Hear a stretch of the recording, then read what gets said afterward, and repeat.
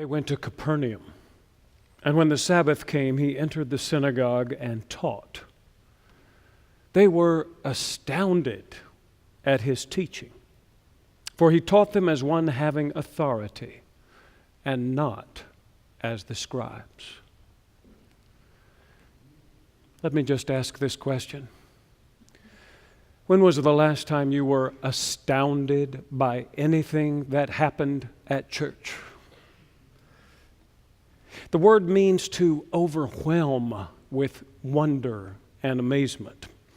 It comes from a Middle English word that means to stun, astonen. I don't think you would be too far off the mark to imagine that feeling you would have if someone hit you on the head with a large stone. Astounded, stunned by something that knocks you out and rocks your world. Mark says this is how people responded to Jesus' preaching, or rather his teaching in the synagogue. I've been at this for more than 28 years now, and I think I've preached some pretty good sermons. But no one ever said they were astounded by my preaching. For example, just last week after worship, I bumped into one of our youth in the hallway. I said, "What'd you think of the sermon?" And she said, "It was good." Good, I teased, not great. And she, teasing right back, said, "Well, some people might think it was great."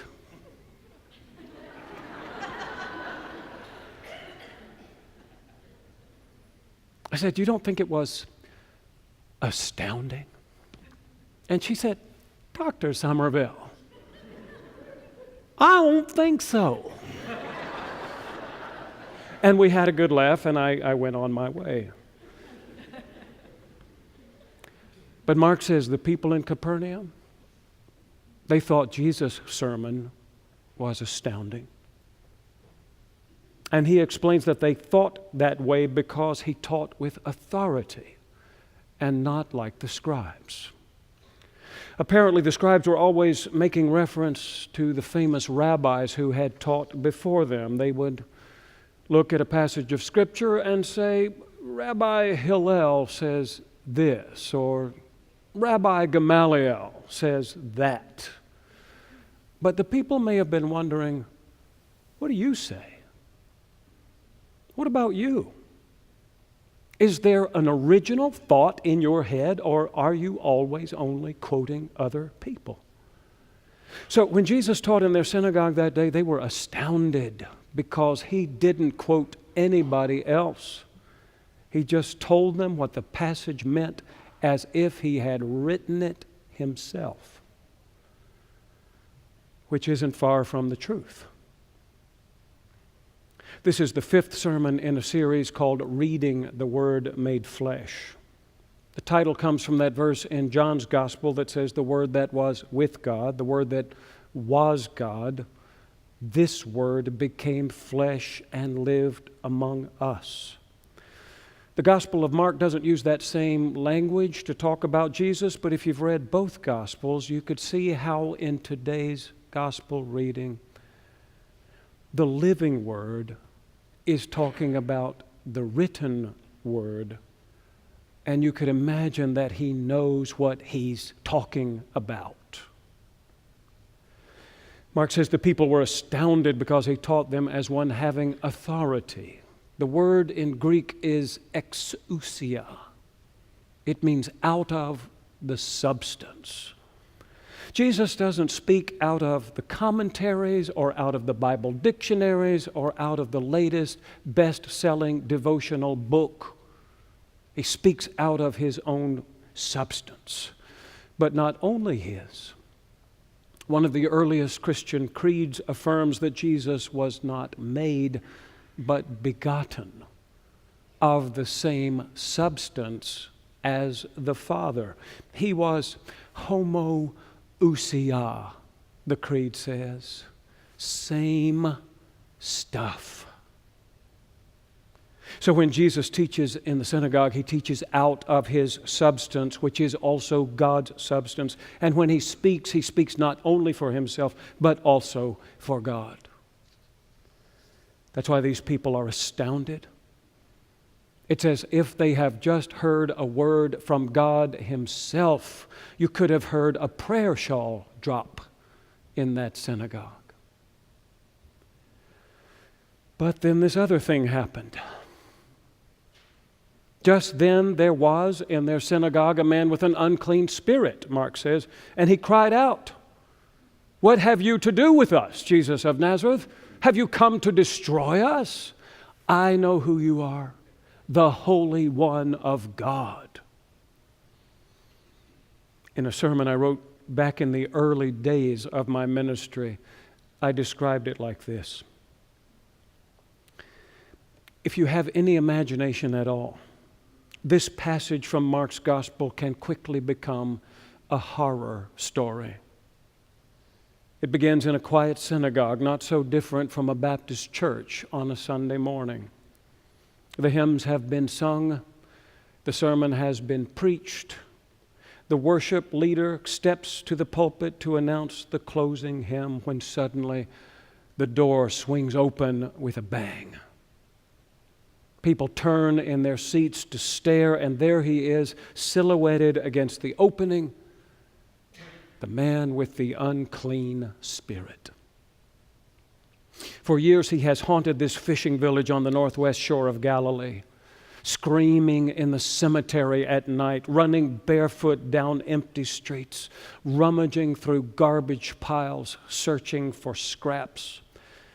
Every once in a while, the townspeople see him at a distance, laughing hysterically, his body bruised and bleeding, his hair long and wild.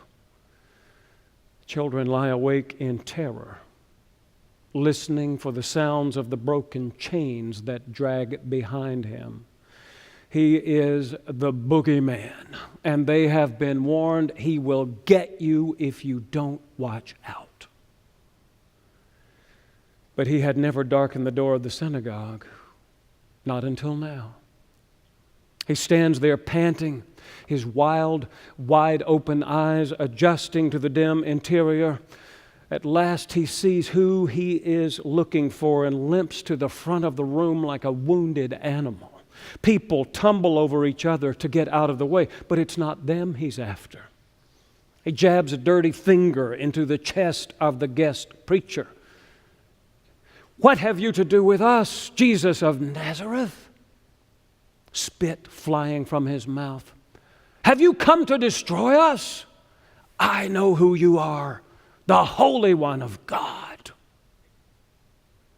He is just about to speak again when Jesus says, not to the man, but to the unclean spirit, "Be silent and come out of him." As if he has been jerked backward by the hair, the man falls to the ground, twisting and writhing, screaming as if something inside him were trying to claw its way out. But at last the screams fade to a moan, to a whimper, to a sigh. And then there is nothing. And the people stare at the fallen form of the man, wondering if he is dead, until, with a gasp, he sits bolt upright and begins to look around. And the look in his eyes, they all can see, is a look of complete sanity.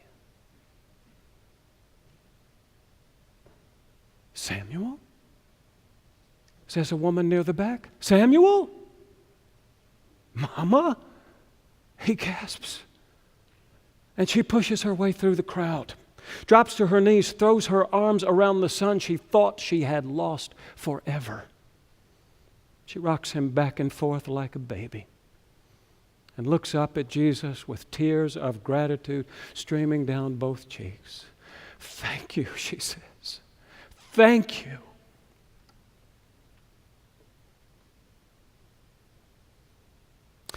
Not all of that is in the Bible, of course.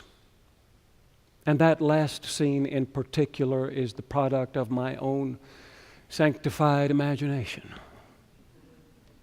Even so, it is a very dramatic story.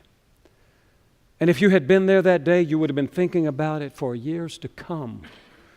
The people who were there that day were all amazed, Mark asked. And let me just ask you, when was the last time you were amazed by anything that happened in church? It's all so predictable, isn't it? We sing some hymns, we say some prayers, we listen to a sermon, but we don't usually walk out of church saying, "That was amazing. I can't wait to tell my friends." But they did that day in that synagogue in Capernaum. They were all amazed, Mark says. They kept on asking one another, "What is this? A new teaching with authority. He commands even the unclean spirits, and they come out." And there's that word again. Authority. Exousia. When Jesus commanded that unclean spirit to come out of the man, he did it out of his own substance. But since his substance was God's substance, it was as if God himself looked at the man and said, "That's not the way I made you. Something unclean has gotten into you." And then to the spirit he said, "Be silent and come out of him." And just like that, it did. Sweet Jesus. Don't you wish that someone could walk into First Baptist Church today and teach us with authority? Don't you wish the Holy One of God would walk in and say, "I know you've heard a lot of good teaching through the years, but now let me teach you God's own truth"? Don't you wish someone would walk into First Baptist Church today and cast out every unclean spirit among us? Because unclean spirits seem to find their way into even the best churches, and I know something about that. I've had some experience. I won't name any names, but at one of my churches, I was in a meeting, sitting there at the conference table, when one of our deacons, a member of the committee who had been chatting amicably just a moment before, suddenly dropped his chin to his chest, looked straight ahead, and unleashed a torrent of criticism unlike anything I had ever heard before. It got personal. He named names. He said things that ought to be said in church. I didn't know what to do. I was the new pastor. I was sitting there listening to all of this, watching his face. He seemed to be in a trance. And a few minutes after he started, he stopped, looked up, looked around, blinked his eyes, as if nothing had ever happened. I wanted to say something. I looked to the chair of the committee, but he looked down at the agenda and went on with the meeting as if nothing had ever happened. I learned later on that that sort of thing happened often at that church. And often it was the same man. But when I suggested that we do something about it, people would always say to me, "Oh, that's just the way he is. You have to get used to it." But that's not how he's supposed to be, I thought. That's not how God made him. There is an unclean spirit that has gotten into that man, and somebody needs to cast it out. But do you know what happens when the new pastor gets up on the conference room table and points at one of the deacons and says, "Be silent and come out of him"? It's not the unclean spirit that gets cast out. It is the new pastor. And so he just sits there along with everybody else, astonished doesn't say anything. The chair of the committee doesn't do anything. And the unclean spirit goes on doing whatever it wants to do in the church. But not if Jesus is there.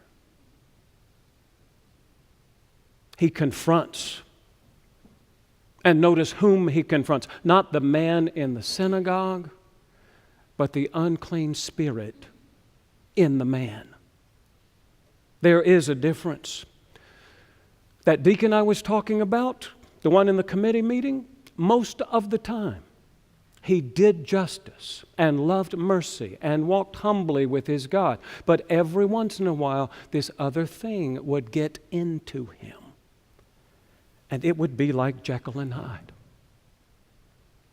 I learned later that he had been diagnosed with a behavioral disorder and was usually okay if he took his medicine. That helped. It helped me to realize that it wasn't the man who was the problem, it was the disorder. And while I never jumped up on the conference room table and said, "Be silent and come out of him," I did come to the place where I realized we could not simply tolerate unacceptable behavior in the church. Not the man, but that behavior had to be cast out. Because that's what Jesus did. That's what he kept on doing. Read through the Gospels and you will find him casting out unclean spirits again and again, as if there wasn't enough room in the world for him and them, and certainly not enough room in the kingdom. When you read the Word made flesh in these stories, you find God standing in unwavering opposition to anything that would keep his kingdom from coming. So why would we, his disciples, make room in ourselves or in his church for the spirits of negativity, criticism, judgment, division, bitterness, jealousy, anger, or just plain meanness? When we find those things in ourselves or in the church, we need to confront them and cast them out. They don't belong in here. They don't belong in here.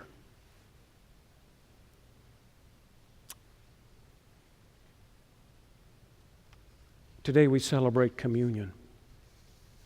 And we have on the table before us elements that represent the body and blood of our Lord Jesus Christ. In some traditions, Christians believe it is not only the bread and wine that is here, but in a very real sense, Christ himself who is here. Let's imagine that it's true, that Christ is right here with us. And because he is, there is no room for anything that opposes him. Unclean spirits, be gone. And as we receive communion, let us imagine ourselves so full of his presence and power that there is no room left for anything that opposes him. Unclean spirits, come out. On this day, let the act of communion be a way of taking his substance into our substance until he and we are one. And there is no room for anything unclean. Amen.